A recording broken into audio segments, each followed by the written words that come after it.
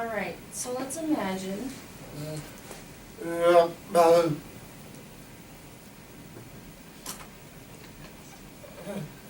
you are deaf and you're sitting through something.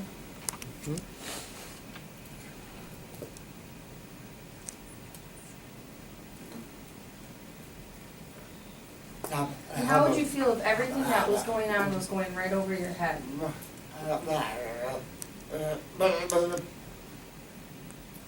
I'm just curious, what would your perspective be? Kind of frustrated?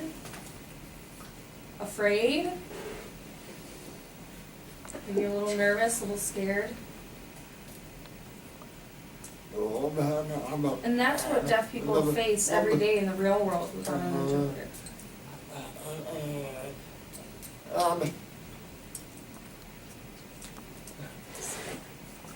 So deaf people are very supportive of interpreters.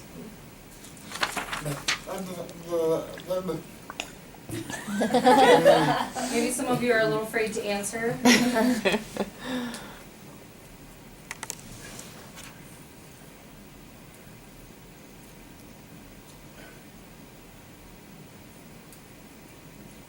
Imagine that you go to a religious event. Could you give me an example of a religious event? An event, just an example of an event, a wedding. Are there any others? A concert, a church concert, possibly, a funeral, baptism. Baptism, there's different ways to sign it. You could do baby baptism, showing that. You could show like a Baptist or baptism. Different religions sign it differently. I prefer the W from the chin to the head.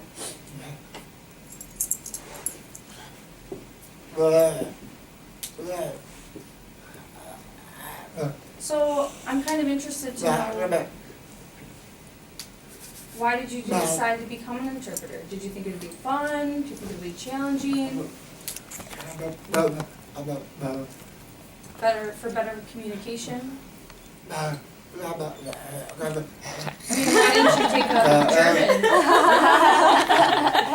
And become a German interpreter? German's easy, you could learn that.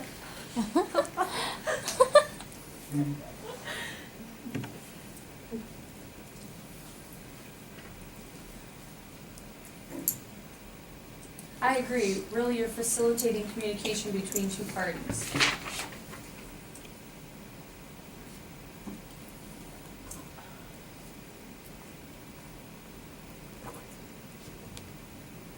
Also, for a wedding, it could be my daughter or my sister.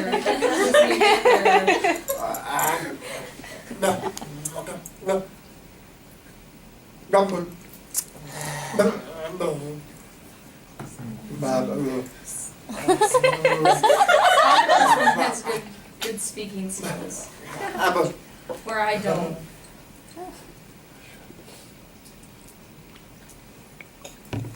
So it can be very frustrating and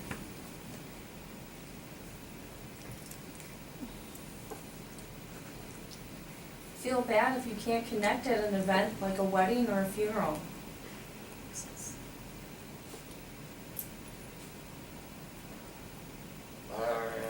Imagine that feeling of being alone at a funeral where you can't connect with people. That's something so important. It is so important that we have interpreters.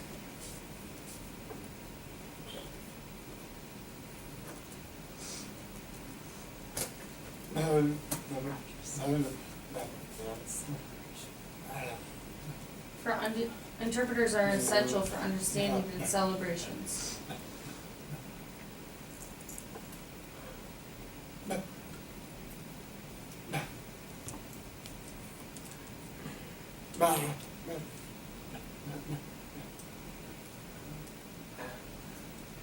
Otherwise, you have family members typically.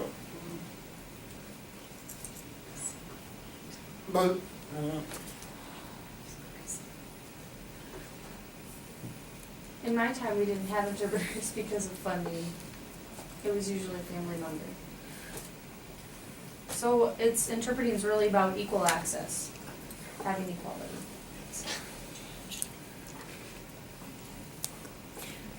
Do you mind quickly, I don't know if it happens later in your presentation, but just talk about your experiences growing up in church and education? It's really interesting because we both have had very different experiences growing up.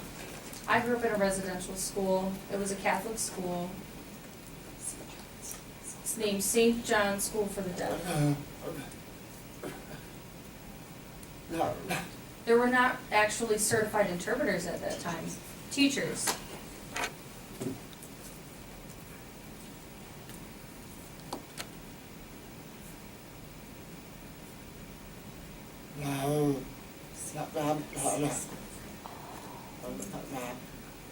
St. Rita's School for the Deaf High School was a high school at that time.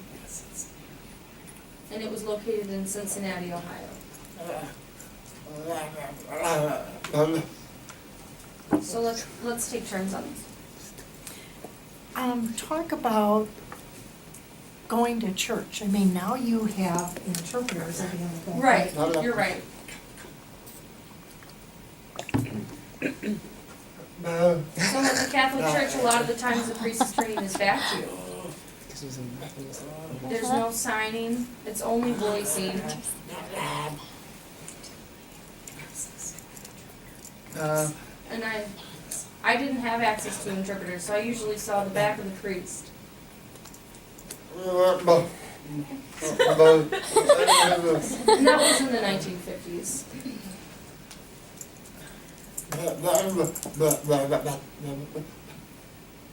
So it was difficult to read lips during the prayers.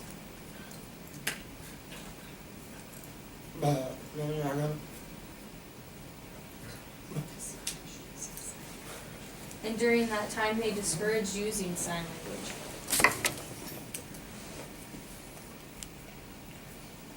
Oof. Yes. Did you experience mass and what? Today we use more English, but in the past it was Latin. And the Vatican came together to decide that they wanted Christians to be more unified. So that's why they decided to have, previously they decided to have the mass in Latin, but they changed it to English so that people could understand. I have a slightly different opinion or background.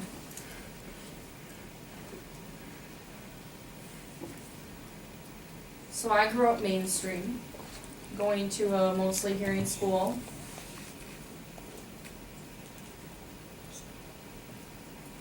But there are a lot of deaf people in my family, so deafness was more normal.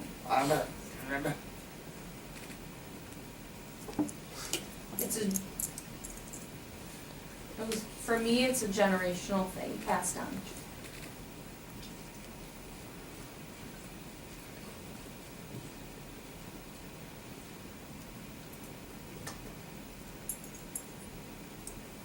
When I was in kindergarten, I had gone to a deaf and hard of hearing school, and it was a wonderful experience. But then from then on, I was mainstreamed. So there was a lot of signing and speaking at the same time, using total communication. But in the mainstream school, it was mostly oral. There wasn't as much signing. But with signing with people, I definitely felt more connected.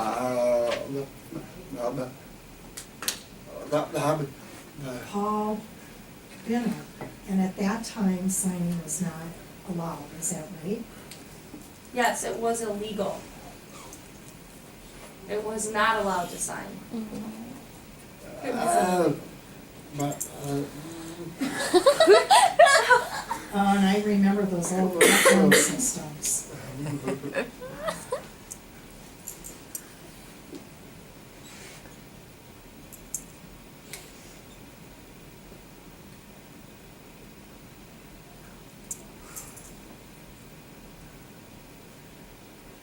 our parishes were only 2 blocks from each other growing up. St. John's was 2 blocks away.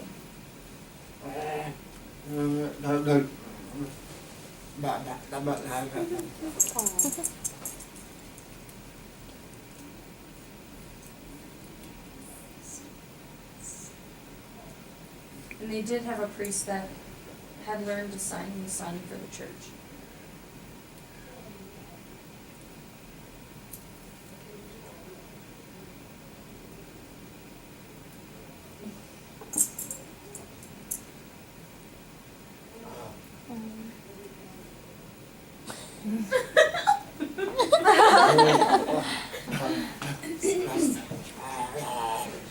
So when we had moved, I sat through church without an interpreter and everything went over my head. I used to just look at all the mosaic glasswork in the churches. Yeah, me too.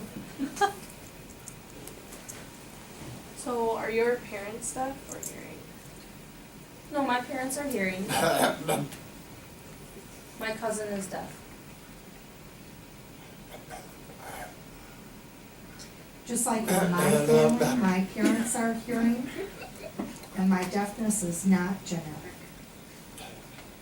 I'm the third person that was born in my family, and my mother had German measles, and I was born deaf. St. John's School was a mile from my home, so that's how I ended up going back and forth. I preferred to stay in the dorm Monday through Friday so that I could socialize with my deaf friends, be able to hang out.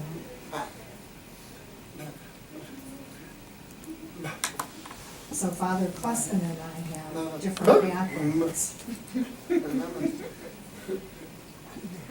Also, do you have a question for me? Just clarifying her.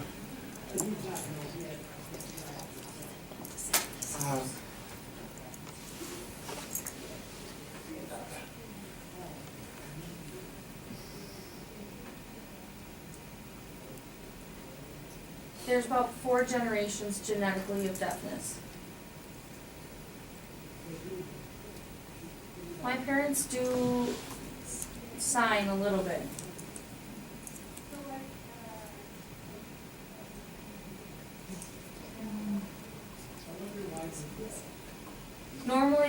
Normally people look away when they're talking to you, but my parents would look directly at me. They always had good eye contact with me.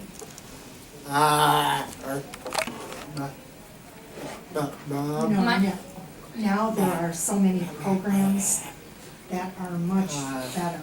My communication with my parents was using home signs. And sometimes we even wrote back and forth. When I was little, they would try to sign, but then it ended up being writing back and forth. It's a different way of communicating. Wow. Good time to switch.